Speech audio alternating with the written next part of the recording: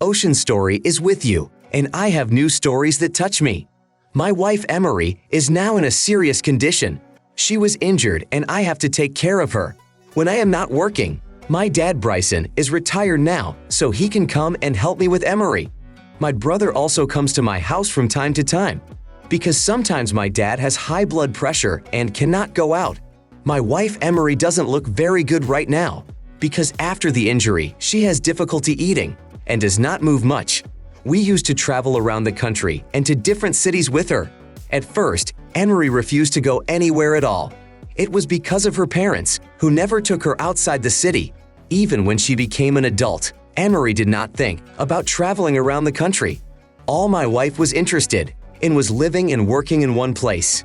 It was very strange for me to realize that someone deliberately refuses to travel around the country. But when I met Emery's parents for the first time, a lot of things became clear to me.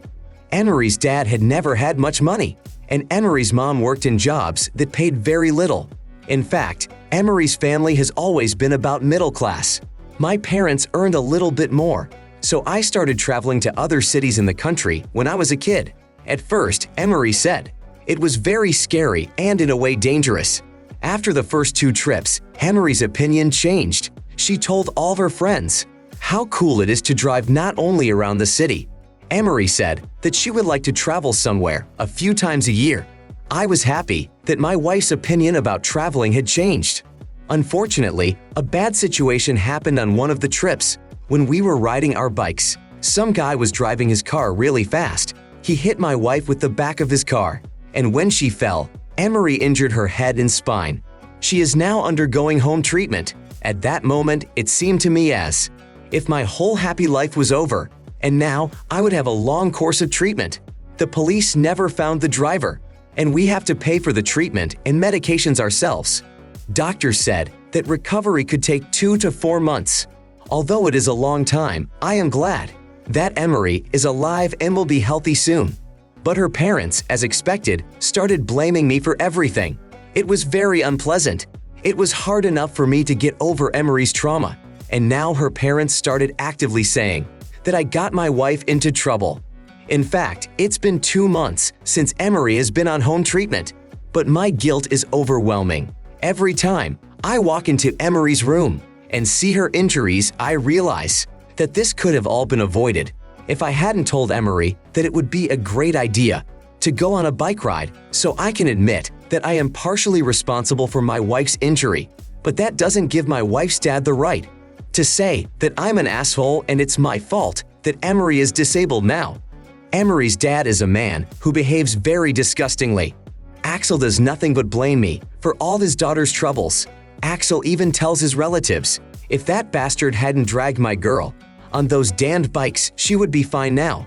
I'm really annoyed that Axel allows himself to say that about me, but I just can't do anything about it. One day I went on my own business. Axel came with his wife to visit his daughter Emery. They took care of her until I arrived. The fun started when I arrived. It took me a while to realize that it was Emery's parents who were in our house. When I walked into the room, I saw Axel sitting across from my wife and holding her hand. He saw me and said, "Oh, the bastard's finally here." Axel started to make a drama and said, if I hadn't been such an idiot to start dragging Emery all over America, now she could sit and talk freely with us, instead of making sounds like words. I started to say that it's not worth arguing at a time like this, but Axel started like a motorboat. He closed his mouth only after a few minutes, when he said, what a bastard I was. Then he and his wife left, slamming the door behind them. I sat with my wife for a while. She looked at me, and it was as if there was no anger or resentment in her eyes. I realized that everything was fine between us, and this is the most important thing for me, not her father's opinion. But in the evening, I called Axel and said, if you want to visit your daughter, do it peacefully and without any reproaches, because you spoil Emery's mood when you act like a jerk. Axel said that I should only talk so seriously. When I'm talking to my friends, he added that I'm an asshole who has to apologize to them and his daughter for the rest of my life. After that, I changed the locks in my apartment, and I wouldn't let Emery's parents come over. If they behaved inappropriately, Did I deserve to be treated this way? Delilah, how can look for someone to blame in a story like yours? The only person to blame for the problem is the man who hit your wife. He is the only one who can be guilty and be punished. What your wife's father is doing is just disgusting. I understand that he is grieving and wants his daughter to be healthy. But what right does he have to humiliate you? You care about Emery much more than Axel, but Axel is still trying to prove to you that you are a piece of shit. It's like you're the reason his daughter got hurt. Were you driving the car that hit your wife? I think that old man needs to go to therapy or start taking pills to make him more sane. Instead of being united as a family, Axel just humiliates you in front of your wife. What does he want? I think you shouldn't let your wife's parents into your apartment because they bring nothing but negativity with them. Everett, Axel is such an asshole. No normal father would blame his son-in-law for an accident. This is not a story where you were driving and decided to brag about how well you drive and got into an accident. It was an accident, but only 5% of it was your fault. So it's very inappropriate for Axel to blame you for his daughter becoming disabled for a while. You should not blame yourself for this event. Most likely, you could hardly have done anything to help. This is a sad event, but your reaction is important. Either you get depressed and whine like little children, or you accept reality and start solving your problems. No matter how pretentious this phrase may sound, it's a truth that I myself have come to believe. So forget what Axel told you and let me continue. You have to stop thinking about what other people are telling you. Your only job is to help Emery get back on its feet. Put everything else aside and be a good man. Ariana, my mother-in-law, behaves similarly to Axel. It's impossible to tolerate such people. They think their opinion is the most accurate. After all, their words carry the truth and nothing but it. I sympathize with your family and wish your wife well. None of you deserve to be hurt or criticized by people. A story that really surprised me. I am now 20 years old and live in a dormitory at my college, which is located in a different city from my home. My studies are going very well, although sometimes it is difficult. At least mentally, it is very hard for me now. I don't have much support from my parents. My dad Parker divorced my mom Vivian when I was 5 years old. Since then, I've had to constantly choose who I want to visit on holidays or weekends. 2 years after my parents divorced, each of them found a new couple. My dad met a girl named Kaylee, who has been his wife for over a decade. They also recently had my younger brother. He is now 4 years old. My mom's family has a somewhat similar story. Vivian found herself a boyfriend, Caden, to whom she has been married for 8 years. Before that, they lived together without getting married. My dad was against me spending a lot of time with my mom because of my stepfather, Caden. My dad never liked him, but I stayed out of it until I was 12. When I was 12 years old, my mother's husband started telling me a lot of stories about my childhood and family relationships. I always knew that my dad didn't like Caden, but I didn't know why. According to Caden, my dad, Parker, couldn't get over the fact that he had broken up with Vivian at first. So sometimes he would come to her house after work, but she would send him away. I never thought my dad could miss someone so much. Caden also said that my dad sometimes threatened that if Caden got too close to Vivian, he would get in trouble. My mom's husband told me a story that they wanted to celebrate the new year together with their families so that I would have good childhood memories. But there was a conflict between my dad and Caden, and they almost fought at the table. So after that, we didn't spend any holidays together. The stories from Caden were very surprising to me. I could never have thought that my dad could be so angry and aggressive. I know him as one of the kindest people. Anyway, no matter what Caden says, I will not stop loving my dad. During my time with Caden, I realized a simple thing. This guy wants me to love him more than my own dad. All the stories Caden told me were not to make me know more about my family and my dad. He was trying to make me feel disappointed in my dad in some way.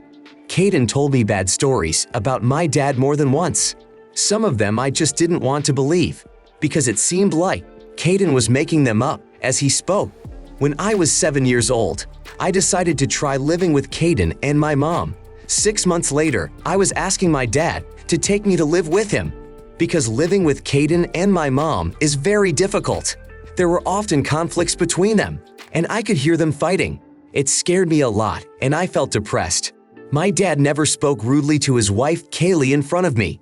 Even though they had conflicts, they were never that rude, so I felt much better with my dad.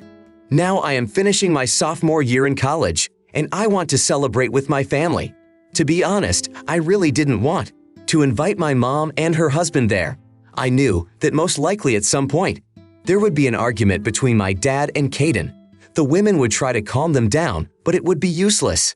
They would only stop if I threw something at them and walked away.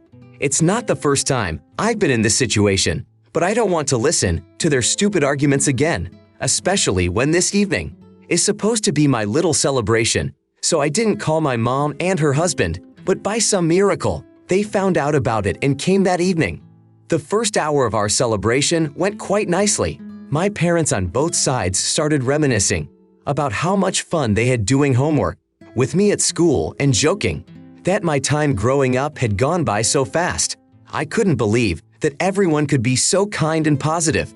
When the second hour of our conversation was over, my dad accidentally touched a plate of salad. You can probably guess who it fell on.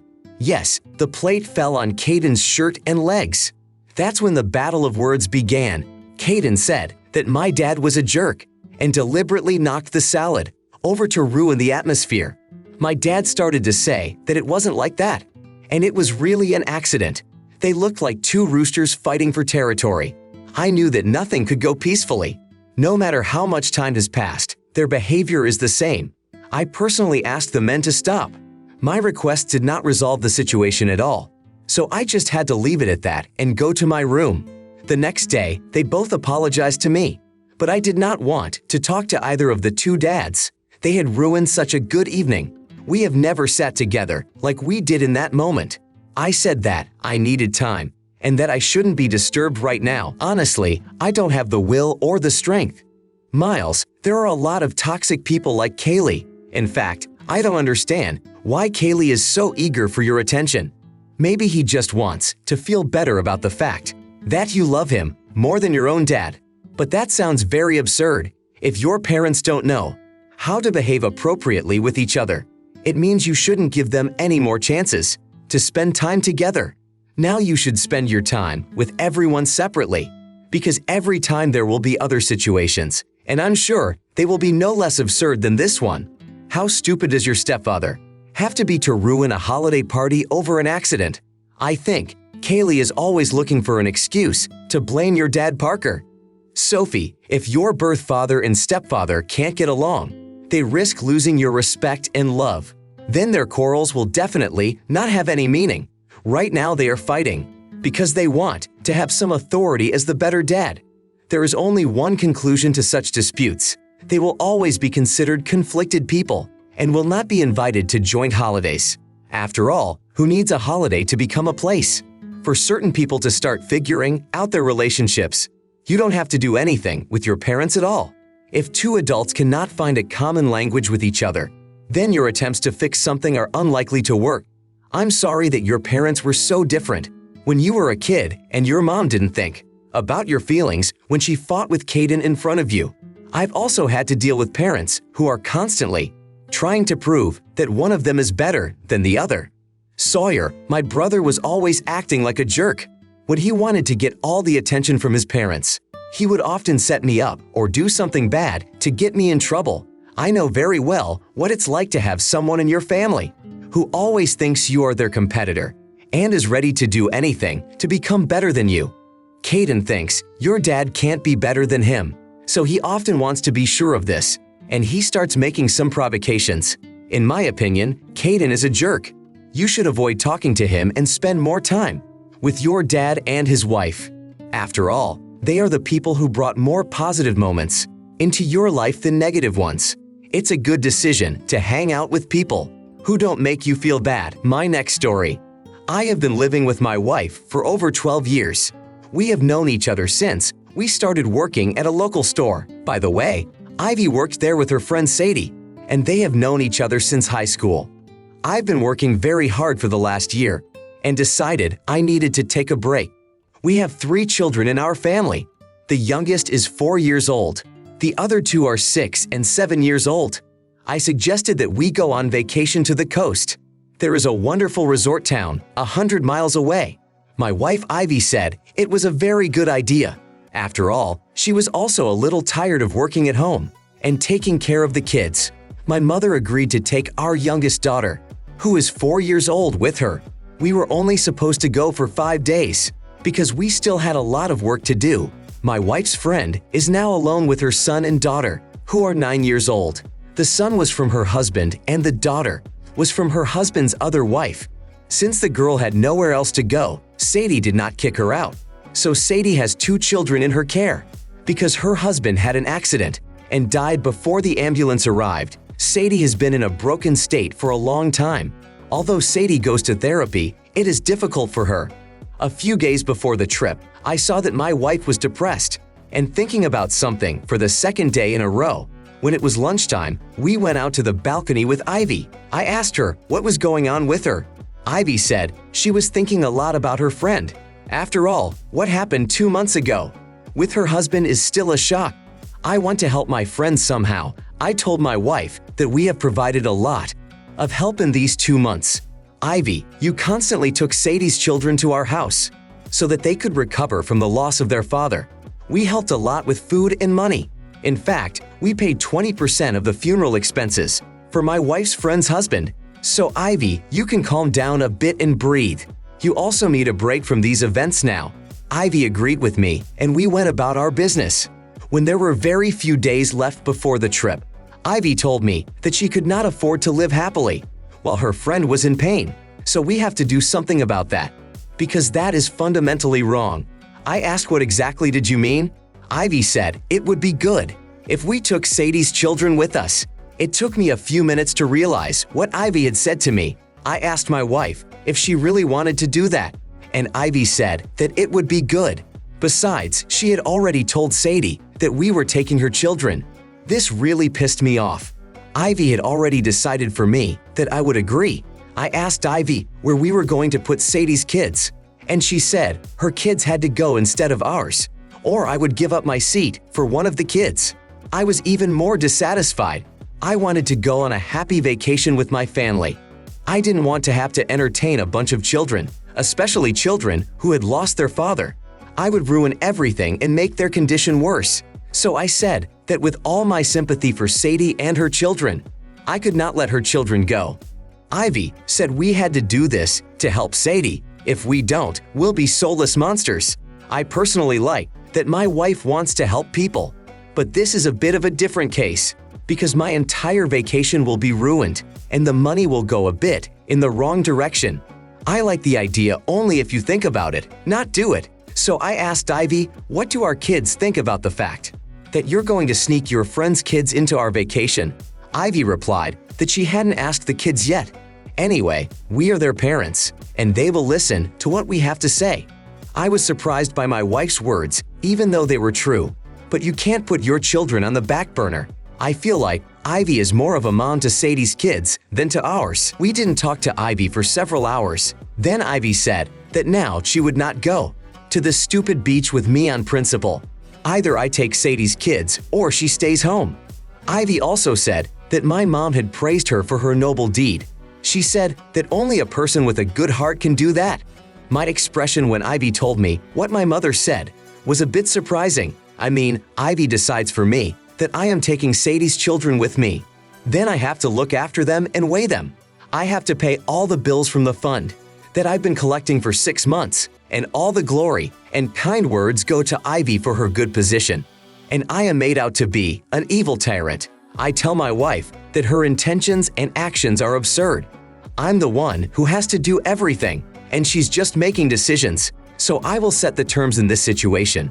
Either we are going as a family, or no one will go to the ocean. At most, I will give money to my mother to take our children to the zoo. Ivy was offended by me and refused to go and deal with me.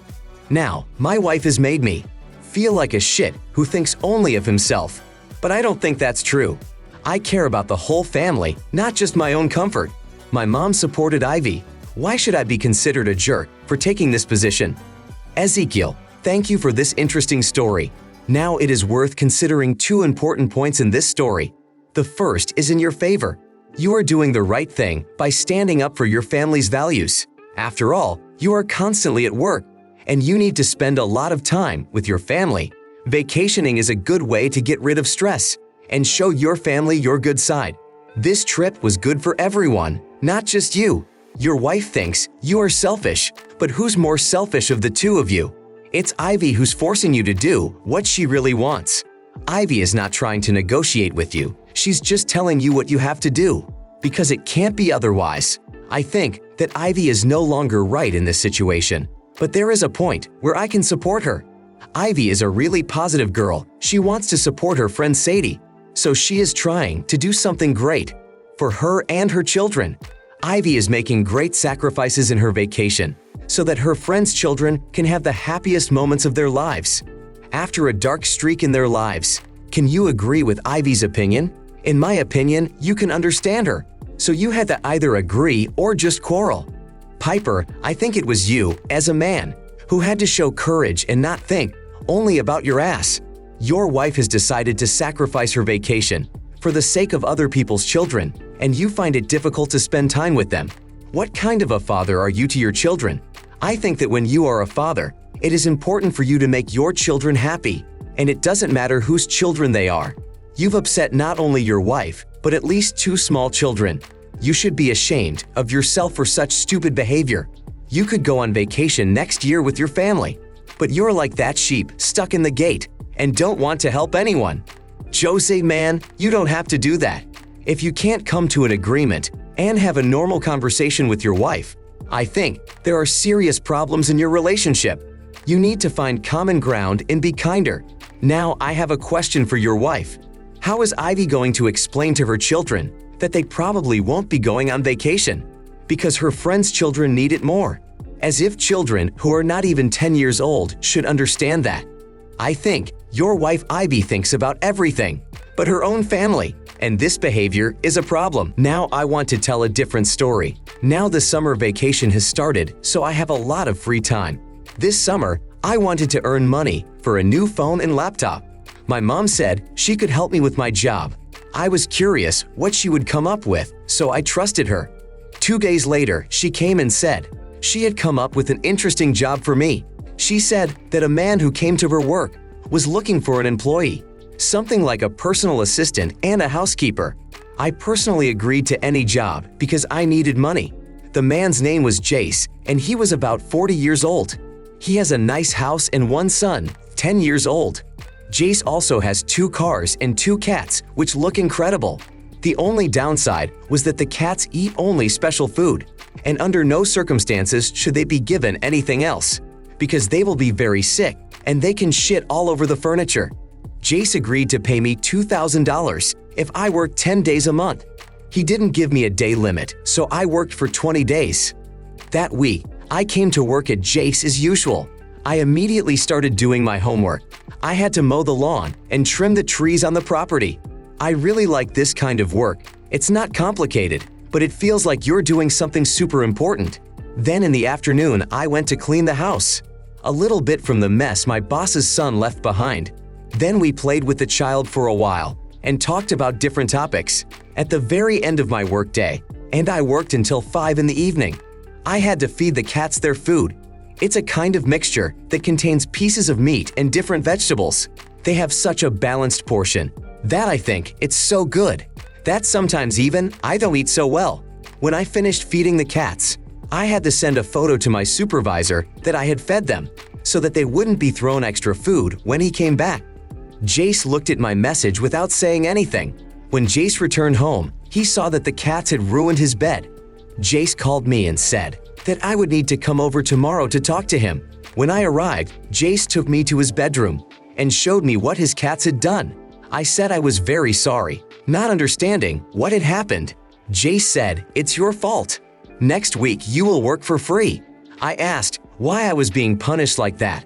Jace said, "Because I fed the cats too much. The cats just couldn't help themselves and shit all over his bed. So I'm the only one to blame for that." I told Jace that I sent him a photo of me feeding the cats, and it clearly shows that the portion is normal. Jace didn't even look at it, but said I had no excuse. I went home upset and thought, that I had earned enough money already so I could stop working for Jace. Of course, I wanted to work the whole summer at Jace to have more free money, but it happened as it did. When I woke up in the morning 3 days later, I saw a missed call from Jace. I called to find out what was going on. Jace told me to go back to my job. My punishment is over and I can get paid again. It turned out that his son had spilled some food for the cats, which is why they had ruined Jace's bed. It was not my fault, so my punishment is no longer valid. I felt good that I could have a good job again, but because the money I earned was enough for everything I wanted, I decided to refuse Jace's request. In fact, I really didn't want to deal with Jace. After what happened between us, Jace could not accept my refusal. He began to persuade me to go to his house and help him as before.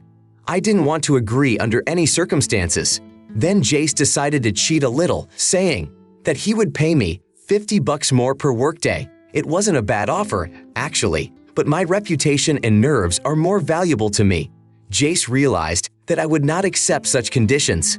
He called my mom and complained to her. Jace said it was hard to find a more conscientious person than me. That's why he really wants me to work for him. I guess he realized he needed me more than he could have ever imagined. My mom told me to somehow resolve this situation with Jace. After all, he often calls and interferes with her work.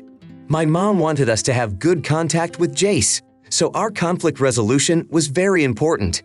Even though I didn't want to work for Jace, I decided to do it, but on my own terms. I told him that I would work 2 days a week, with a supplement of $80 a day. Jace quickly agreed to these terms, and my mom was happy that we had worked it out. It was disgusting to be in Jace's house for the last month. Mostly I went to work for him to avoid upsetting my mom. I wasn't as interested in money as I used to be. Alexa, God forbid anyone should work for such people.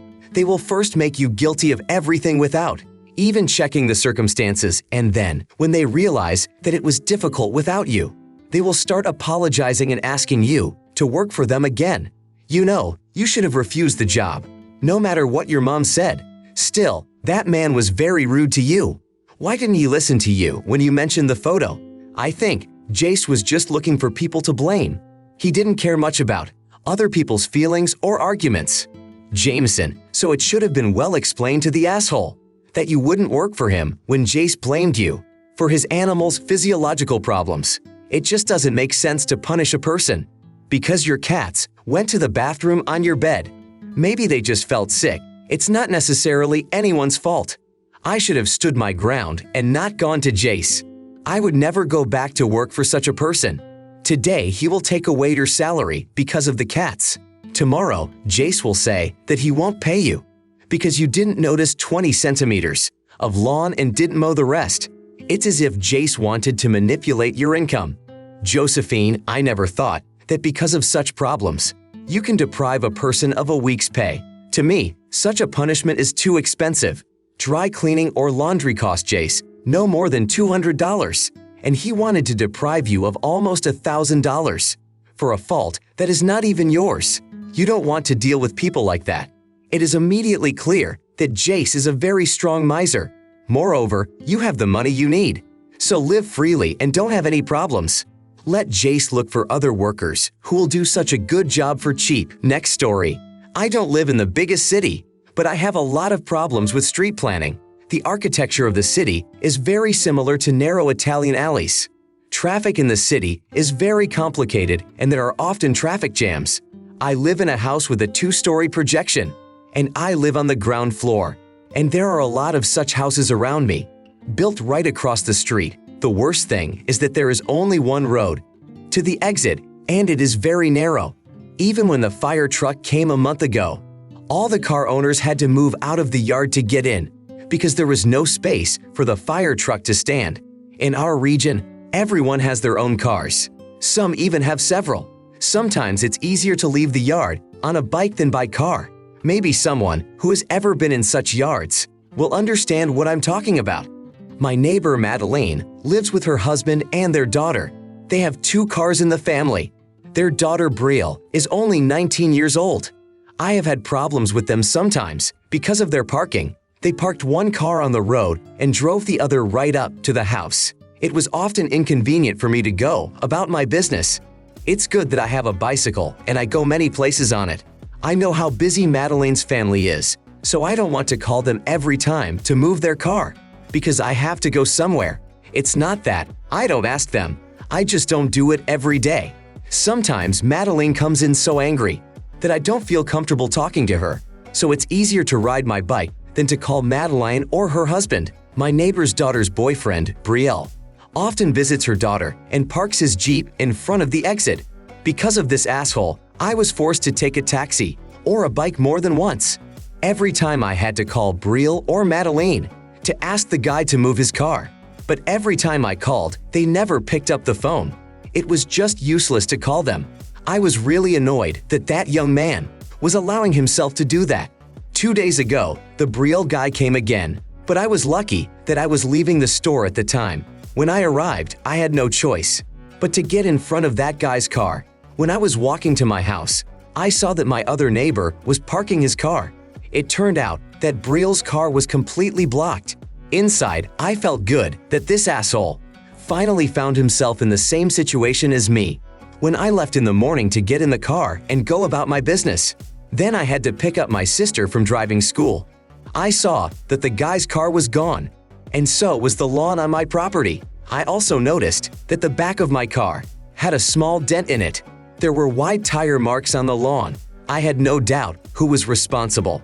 I immediately ran to Madeleine's kennel and started calling for someone. Brielle came out and asked me what I wanted so early.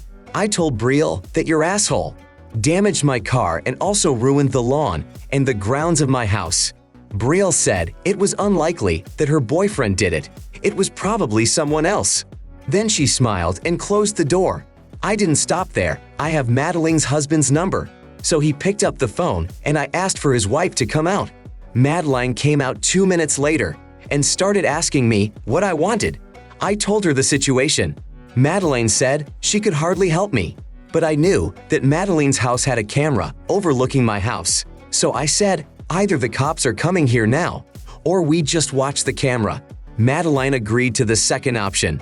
In the end, the recording clearly shows how the Brielle guy first deliberately rammed my car several times to make space for himself. Then he just turned his steering wheel and drove straight across my lawn. Finally, he added more gas to cause more damage. Madeleine was teary-eyed that her daughter's boyfriend would do that.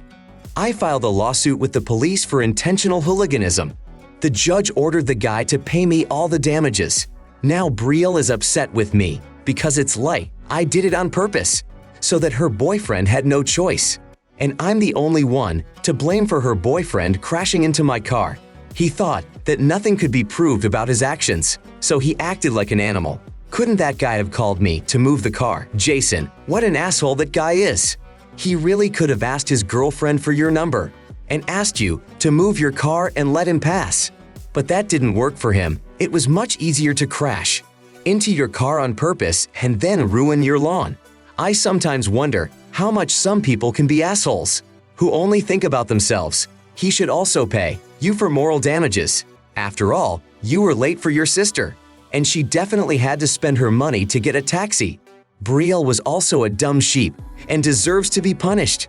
She knew her boyfriend had done it, but she started saying she didn't even know what it was about. Your neighbors are the shit you have to look for. You should change your place of residence altogether. I think it would be a fair compensation if the author punctured a tire the next time that guy comes to Brielle. After all, you can't just pay for that kind of behavior with money. If the guy behaved like that, it means that he doesn't behave any better in real life. The guy thinks he's cool because he punished you for being impudent, but in the end, he was paying the price for hurting you. You did the right thing by filing a police report. This is the only way to solve this problem for good.